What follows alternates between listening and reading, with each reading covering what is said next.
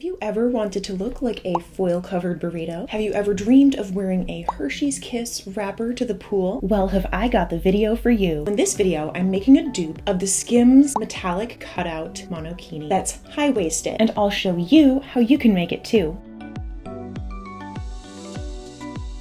I used a pair of underwear and a sports bra. For the bottom half, I extended up to my waist, and for the top, I did the same thing down to my waist. I used the poke trace method to trace the underwear and added my measurement to the top to create my pattern.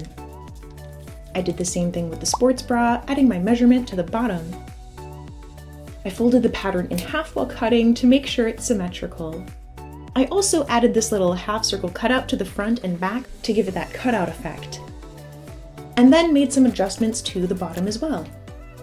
Kiki heard the commotion and decided to check in on the progress. After paying the toll, she gave it the stamp of approval.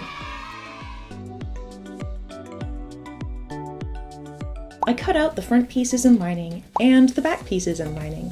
When cutting the lining fabric, you'll want to cut it about 1/4 inch smaller on all sides than your main fabric. This way, when you're wearing it, the lining won't roll outward and show. I also cut out an additional lining for the front so I can insert removable padding if I want.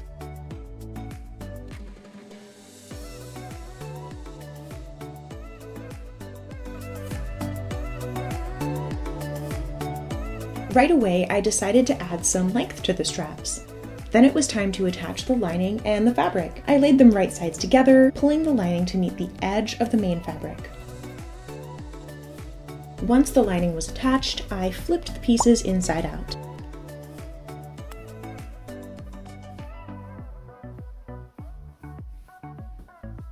To attach the tops and bottoms, I slipped the skinny parts into the bottom and top stitched them in place. I also top stitched all of the edges that I had attached the lining to.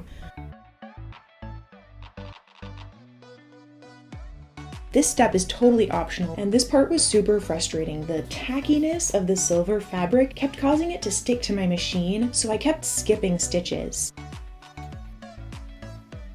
I attached the front to the back, and then attached the straps. And it was done!